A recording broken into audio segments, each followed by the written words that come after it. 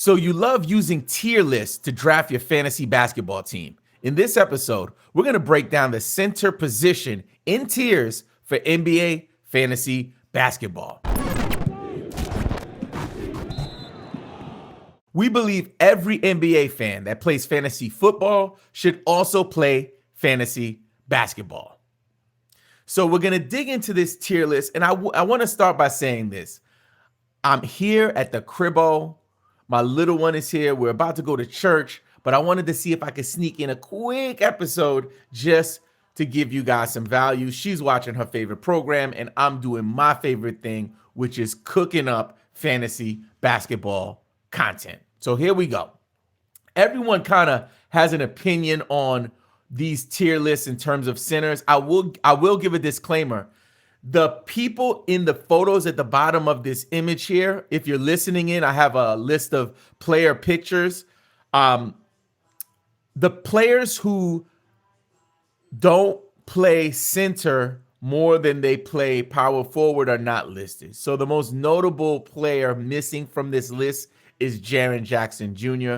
I would likely put him in a tier here. Oh, I would put him in a tier here, but because of this image of his image not being available, we won't talk about Jaren Jackson Jr. We'll likely cover him when we go over power forwards. And I'm hoping I have time before the season starts to go through every single tier list for every position. If this is something that you guys want to see more of, videos in this format with the tiers, please drop a comment below and let me know. So let's go ahead and dig right in. Like, it's a no-brainer. The elite centers in the league, or the superb plus players in the league here, I believe there's only one. And I talk about him all the time. Somebody that had to grow on me over the years because his game just wasn't something that I was into. I didn't really like looking at it. But the greatness that I witnessed in their finals run last year made me a believer. And for fantasy, there is none better. None better.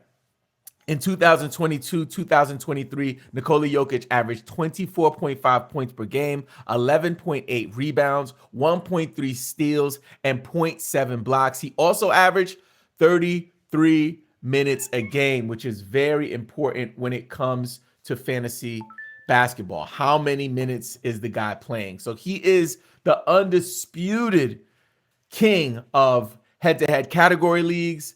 And in terms of points leagues, some people say Luka could be in the conversation. I am a believer that the Joker is that guy in all formats. So don't get cute.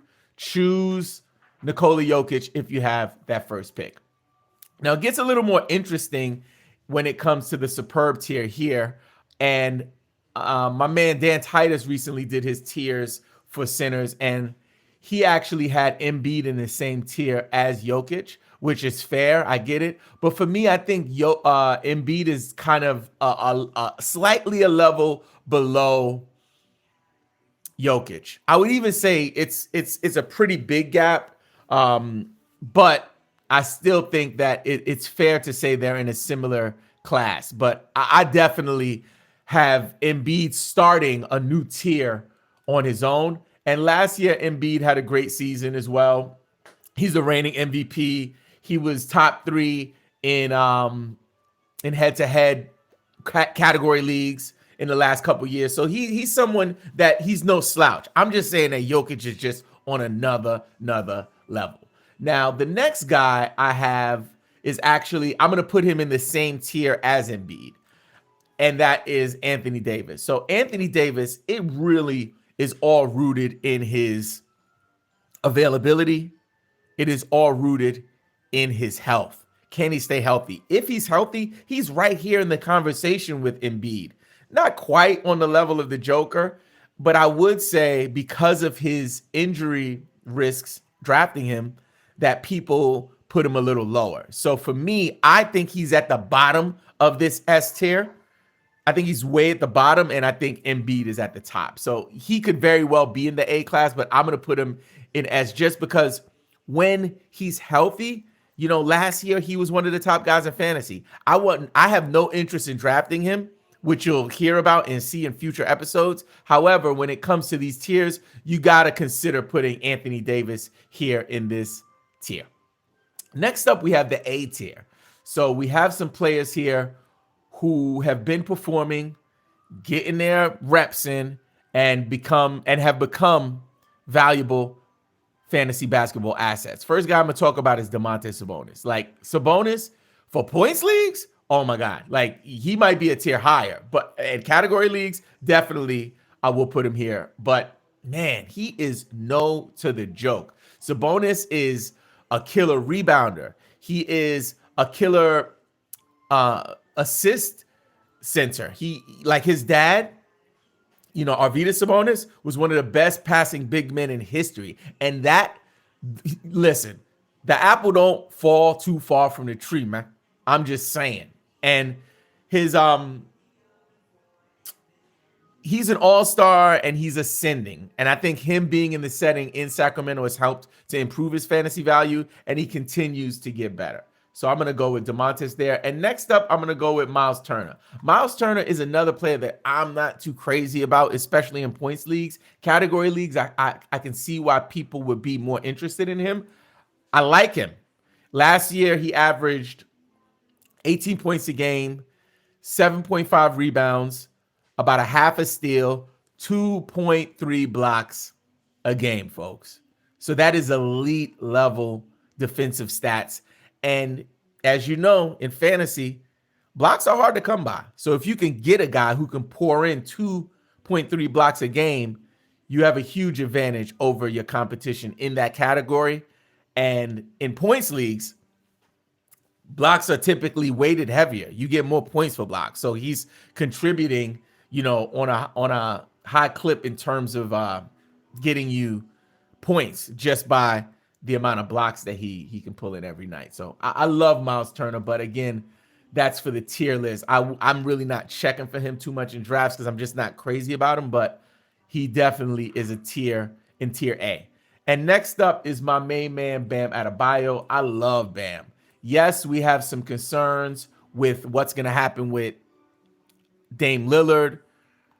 Is he going to come? If he comes, what does that do to Bam's value? So I get it. I wouldn't stress over it though, because you know how it is. We got Jimmy Butler over there. Jimmy Butler, is going to take some time off to go sell some coffee. You know what I mean? It's going to be some different situations happening. He's not going to play 82 games. So there's going to be opportunity for Bam to put up numbers. So for me, I still think he is a heck of a well-rounded basketball player. And for fantasy, somebody that I definitely will rock with. He reminds me of like going to like a Wu-Tang Clan concert. Like I know that you might get Method Man, you might get the RZA, you might not get Raekwon. And it's the same thing with him. Like you're going to get what you get that night, but any way you look at it, it'll most likely still be good. So now that I finished with my Wu-Tang reference for the day, let's talk about who we got going down in the next tier. So the next tier is built on some old school guys and as well as someone who's kind of new. Let's go with Porzingis here. And Porzingis, you listen, I'm on the record saying that I think Porzingis last year, his season that he had was his best season that I've had in fantasy with him. I think that it's going to be nearly impossible for him to replicate the type of output that he had last year. There's a lot of factors involved. Hey, Bradley Beal was injured, you know what I'm saying, for a lot of the time. And I think that going to Boston, you got two Supermax players on the team. You got Jaylen Brown, you got Jason Tatum, and it's like, what are you going to do? Like, you're not going to be the main guy. In Washington, most would agree like he was the number one scoring option there when Beal was out. So like he can't come over to Boston now with a team full of all-star, even MVP candidate type players and like put up the same kind of numbers he put up while he was a primary, piece of the puzzle. So I think that he was dominant last year. I don't think he's going to have that kind of run this year. So next up on the list, we got Vucevic. I like him. I've always liked him. In Orlando, he was great. In Chicago, he's pretty consistent for fantasy. Do I think it's going to impact them in terms of like real life basketball? I do not. But last year, he averaged 17.6 points per game, which is pretty good, but 11 rebounds. He's crushing rebounds. 0.7 steals, 0.7 blocks. He played 33 minutes a game. Vucevic is that guy. So for me, I think that he's going to definitely continue to provide value in fantasy. And if you can grab him later on in this tier here, it might be worth passing on some of those, more high profile centers to see if you can grab somebody like him later on in drafts. After Vucevic, looking at my main man, Jarrett Allen. So Jarrett Allen is one of my favorite players. This is somebody that I am targeting. And, we talk about it all the time. Grab your guy. You don't want to leave a draft like, oh, man, I wish I would have grabbed Jarrett Allen. I waited for him to come back around, and then you miss out on him. I think Jarrett Allen is a double-double machine, continues to do that. I liked him when he was in Brooklyn. I think I grabbed him in a dynasty league a few years ago and then was in the playoffs, and I had to, get people in for streaming, and he was my bottom person at that time. It was a number of years ago when he was in Brooklyn, and I dropped him. Somebody else picked him up. I'm sick to my stomach till this day. I did win the championship that year, but that's that's what you got to do sometimes. But Jarrett Allen is somebody that is kind of in this same tier with Porzingis and Vucevic. So let's go to our final tier, which is the C tier. The C tier. But before we go to the C tier, I want to talk to you guys about BetOnline. Football is back, and BetOnline is your number one information source for all your sports wagering info with all the up-to-the-minute stats, news, scores, and matchup breakdowns. Get the latest game odds, spreads, and totals from the NFL and football at your fingertips with BetOnline's real-time updates on statistics, news, and odds. From week 1 all the way to the college football playoff and Super Bowl, BetOnline gives you access to the best football promotions and contests available anywhere online. Head to the website today and use your mobile device to get in on the action. Remember to use the promo code BELIEVE to receive your 50% welcome bonus on your first deposit. BetOnline, where the game starts. So let's go ahead and get into this last tier. We got the C tier here. The first guy I want to bring in is the young buck, Alperen Sengun. Listen, I'm not putting him at the top of this tier. I just wanted to kind of talk about him first because I have concerns about him. I think although he's going to have a great season, I don't know if he's going to be as high as people have him. I have him in this tier because I'm pretty confident he's going to put up some numbers. Me personally, I'm not reaching for him. If he falls to me, outside of his normal ADP value, I'll scoop him. But I'm not reaching for him. I'm not super high on him. I just think he's kind of in this class with these players. The next guy is going to be my man Walker Kessler, another young buck. Walker Kessler is him. Is him. I'm crazy about Walker Kessler. Last year, he averaged 9.2 points per game and 8.4 rebounds. Yes. 0.4 steals. Okay. 2.3 blocks. Yes. This was only playing 23 minutes a game. So if that goes up, man, Kessler could have a breakout season. So I am reaching for him in some places. He is someone that I'm very, very high on. Next up, we have Nick Claxton. And Nick Claxton could even go in his B tier, but I'm going to put him here at the C.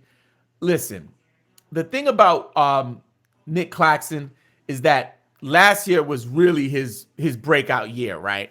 And it was the year that we don't have KD, we don't have Kyrie, we don't have Harden, we don't have drama. We just have our young core, and we're starting to rebuild. So I do think some of that production he could replicate. So I'm okay with Claxton. I'm okay with drafting Claxton, and I would be open to debate putting him up a tier because I struggled with it. And maybe before we start the season, I'll move him up. But as of right now, I have him kind of in this same tier with Claxton. And also kind of lower to the bottom in that tier, I have a few more guys. And these are some guys who've been around the block for a while, like DeAndre Ayton is a guy that I think is in that category, in that tier with these young bucks. Jakob Poeltl is another guy that I'm looking at there. Brook Lopez is another guy. And then last but not least, we got my man Rudy Gobert, who averaged 13.4 points per game, 11.6 rebounds, 0.8 steals, and 1.4 blocks. So these guys, I think it kind of looks like this, where the younger guys are kind of at the top of this tier, and then the older guys are at the bottom of this tier. The rest of the guys, I don't have another set of tiers here on this graphic. So these guys at the bottom, we're not going to talk about them right now. So our superb tier, we have Jokic. Then we have at our superb, a superb plus, we have Jokic. Then we have superb as Embiid, Anthony Davis. Our A tier, we have Sabonis, Miles Turner, Bam Adebayo. Our B tier is Porzingis, Vucevic, Jared Allen. And then the C tier, Alperen Şengün, Kessler, Claxton, Ayton, Poeltl, Brook Lopez, and my man from France, Mr. Croissant himself, Rudy Gobert. Listen, if you need help or advice, drop your questions in the comment section of this episode. I promise I will respond to every single comment for this episode. If I don't respond and I miss it somehow, email me at believeinfantasy@gmail.com. And now that you know the tiers for centers in fantasy basketball, play the waivers, set your lineups, and check out the next episode, you freaking fantasy nerd.